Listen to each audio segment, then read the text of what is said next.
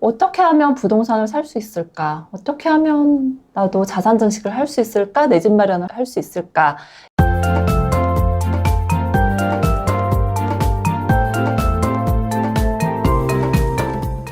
이번 시간에는요, 전반적인 얘기를 좀 하고 싶었어요.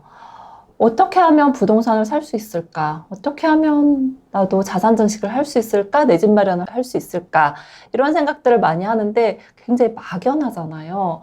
근데 막연하게 하시면 결코 이룰 수 없더라고요. 하나씩 차근차근 준비를 하셔야 돼요. 그러려면 그 기본은 일단 예산이에요. 내가 뭐 예산을 세워야 내 나머지 돈이라도 마련을 해서 그리고서는 대출을 받아서 진행을 할 수 있거든요. 안정적인 미래의 삶을 위해서는 대출을 어떻게 받으면 좋을지, 어떻게 부동산을 매수할 수 있을지 한번 살펴볼게요.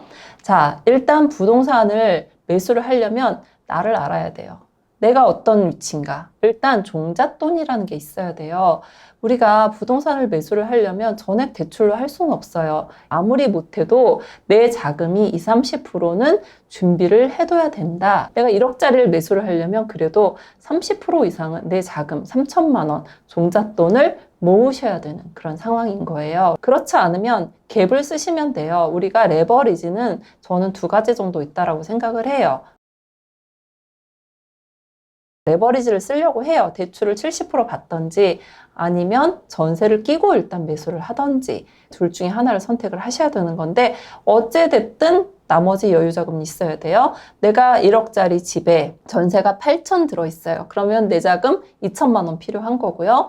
1억짜리 집에 대출 7천만 원 받으면 3천만 원 필요한 거예요. 그래서 어떤 식으로든 예산은 세워주셔야 된다. 나의 소득을 판단을 하셔야 되고요. 대출이 얼마 나오는지를 확인을 하고 나머지 돈은 열심히 모으시는 게 가장 좋습니다. 다 한번 적어보세요. 내 소득 6천, 미혼이고 현재 무주택자고 부모님과 함께 거주를 하고 있어요. 대출에서는 나이가 그렇게 중요하지 않아요. 성인이면 대출은 가능하세요. 그런데 부모님과 함께 거주 중 이게 문제가 되는 거죠. 등본상 집이 있는 사람과 나의 등본에 같이 있으면 나는 1주택자가 되는 거예요. 내가 주택이 없어도 부모님이 집이 있는데 하나의 등본에 같이 들어있으면 내가 자동 1주택자가 되니까 이런 경우는 어떻게 하면 되겠어요? 그냥 분리하시면 돼요. 세대 분리. 하시면 된다는 거죠. 그래서 나를 먼저 파악을 하시고요. 그리고 대출 전에 제일 먼저 체크해야 되는 거는 주택수예요. 예전에 제가 이제 무주택자라고 해서 열심히 보금자리론을 막 진행을 하는데 승인 거절 나왔어요. 왜 거절이 나왔을까요?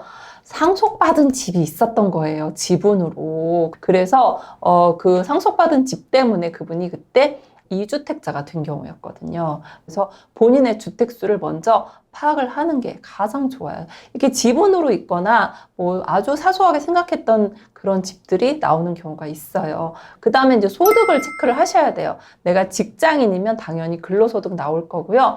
프리랜서인 분들은 경비로 다 처리를 하기 때문에 생각보다 소득 금액이 많지 않거든요. 하지만 본인이 번 돈은 많기 때문에 이렇게 착각을 하시는데 나의 소득 금액 증명원을 꼭 확인을 해보시고요. 무직이어도 가능합니다. 담보대출 어떻게 가능하냐면 대체소득이라는 걸 쓸 수 있어요. 뭐 신용카드라든지 뭐 건강보험이라든지 얼마든지 소득을 잡아줄 수 있기 때문에 대출은요 사실 안 해주려고 하는 게 목적이 아니에요. 해주려고 하는 게 목적이에요. 은행은 수익을 창출하는 기관인데 왜 안 해주고 싶겠어요. 빨리 돈을 빌려서 나는 이자를 받고 싶어. 이 기준선만 넘으면 된단 말이에요. 우리한테는 확실한 담보가 있는데 이자 납입 능력 정도만 보면 되는데 라고 생각을 해서 우리가 적극적으로 소득을 찾아드리니까 너무 소득이 없다고 위축되실 필요는 없다라는 거죠. 그 다음에 소득이 있으면 부채를 체크를 하셔야 돼요. 마이너스 통장 하나도 안 썼어요. 저 대출 없어요. 이러시는 분들이 있는데 마이너스 통장은 설정이 되어 있잖아요. 하나도 안 써도 그거 다 대출이에요. 그분 부채에 포함이 된다라고 생각하시면 되고요.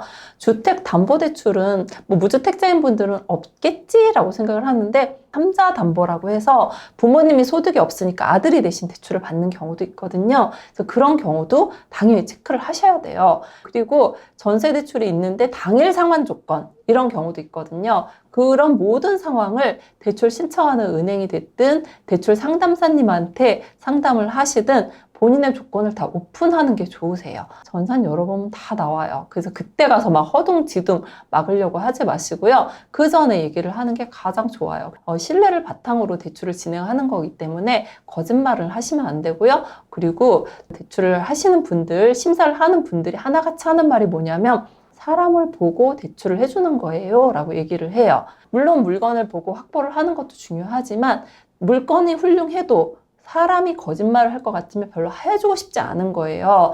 은행원 입장에서는 연체가 가장 리스크예요. 대출 실행하고 3개월 안에 연체가 일어나면 심사 과정에서 뭐가 잘못됐나? 이런 걸 다 체크를 하게 되어 있거든요. 그래서 이 사람은 믿을 만한 사람이라는 거를 적극적으로 증빙을 해주셔야 된다는 거죠. 그리고 주택담보대출에서는 이 사업자 대출이 크게 신경을 안 쓰셔도 돼요.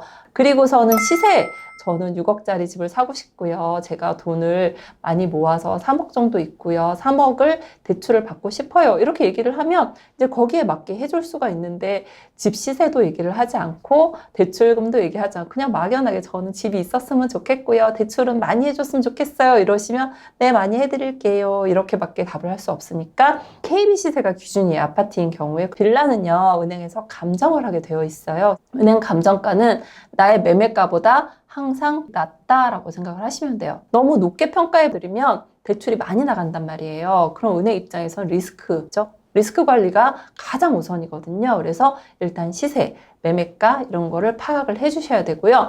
필요 금액, 대부분 필요 금액 얼마예요? 라고 물어보면 그냥 많이요, 최대요, 막 이렇게 얘기를 하는데 물론 이제 최대 한도까지 KB 시세가 나오면 뭐 문제는 없는데 감정을 해야 되는 집들이 있단 말이에요. 내가 가진 자금하고 필요한 대출금을 좀 설명을 해주는 게 진행하는 분들 입장에서는 도움이 돼요. 그래서 이렇게 대출 전 체크를 해주시는 게 좋습니다. 자, 그러면 대출을 진행할 금융기관을 선택을 해야겠죠. 1금융권이 있고요. 또 2금융권이 있고요. 그 다음에 최근에는 개인 P2P, 대부 이런 쪽까지 물어보는 분들이 많이 있어요. 왜 이런 현상이 일어났겠어요? 대출이 잘 안 되니까, 어려우니까 이제 점점점 순차적으로 넘어갈 수밖에 없다는 거죠. 최근에 2금융권에서 받으시는 분들도 많이 있어요. 왜 그러냐면 DSR이 그 2금융권이 조금 더 높아요. 보험사 같은 경우에 최근에 특판이 나와서 금리가 좀 저렴한 경우가 많이 있거든요. 그럼 2금융권 가면 저 신용이 엄청 떨어지는 거 아닌가요? 라고 또 막 물어보는데 꼭 그렇지는 않아요. 자, 개인 P2P 대부는 왜 적어놨냐면 여기가 또 필요하신 분들이 있어요. 15억 초과에 투기 과열 지구에 아파트를 사고 싶어요. 대출이 안 된단 말이에요. 내가 더 보태서 이사를 가야 되는데 이거는 대출이 안 나오니까 이사를 못 가요. 이런 분들은 어쩔 수 없이 이런 사금융을 이용할 수밖에 없는 상황이에요. 자, 대출을 받았으면 이제부터 이자를 착실히 내셔야 되는 거죠. 연체하시면 안 돼요. 신용사회에서 연체가 가장 안 좋은 거 아시죠? 제가 하나만 예를 들어 볼게요. 내가 친구한테 5,000원 빌려줬는데 그 다음날 친구가 5,000원을 갚았어요. 그러면 쟤는 잘 갚는구나 라고 생각을 하고 그 다음날 10,000원을 빌려달라고 하면 빌려주죠.